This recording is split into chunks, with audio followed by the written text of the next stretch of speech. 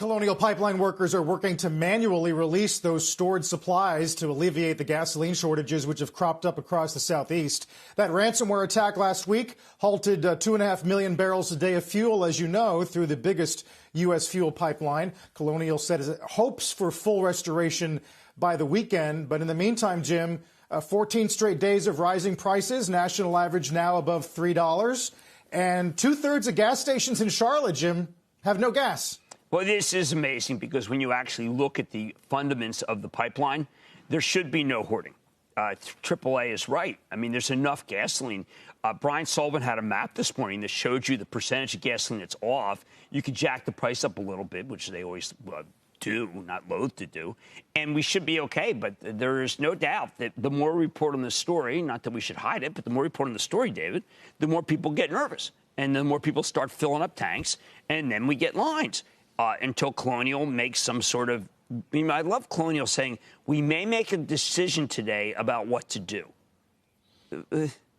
Well, you need Elon Musk in there. There's still a number of things we don't fully understand about the attack and how far they got. Do you mean to tell me you don't think they've communicated everything? They did not get into. Yes, I'm telling you that they did not communicate everything. Okay, and some of that may be by design because there are certain things you obviously don't want to share, but we just don't know fully exactly what they're going through and the protocols they're going through to make sure everything comes back online and hasn't actually been infiltrated by the bad guys. And they waived the Jones Act, which is what they did in Superstorm Sandy, and that allows you to ship regular tankers, because remember, we have some rule that protects our own tankers, of which there are almost none.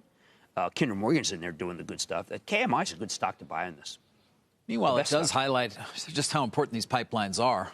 Well, how hostage we are. Too. Yeah. Well, it does, of course. But don't you think they should have had some protocol? Cyber attacks, which we've talked about. Well, you go to Nikesh Arora, okay? Yes. At Palo Alto Networks, PNW. He's got a plan. I mean, why don't you just pick up the phone and call him?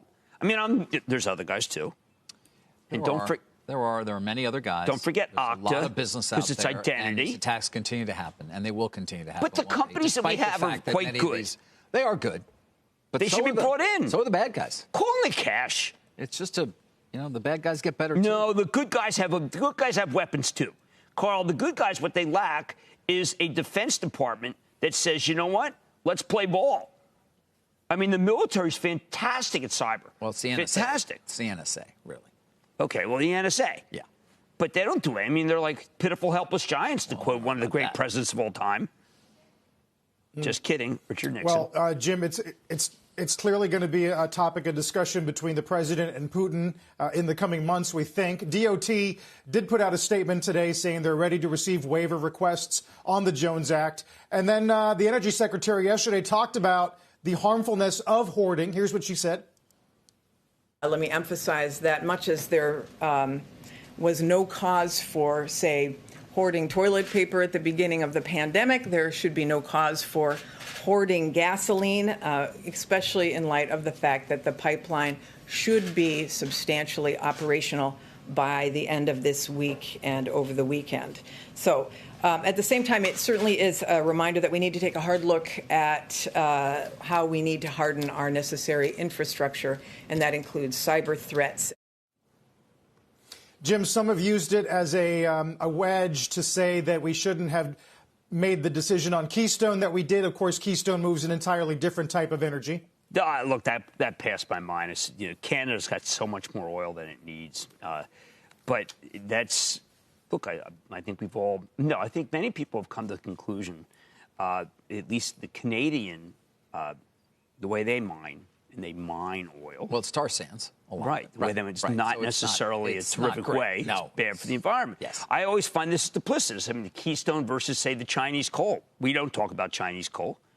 Look, the environment, 16% of by the way, the pollution goes to California. Now, there's someone who agreed with me on this, but you often question his judgment. Peter Navarro. Ah. Wow, there's the former czar of China. Blast from the past. I wonder where he's hanging out these days. Shepard Smith here. Thanks for watching CNBC on YouTube.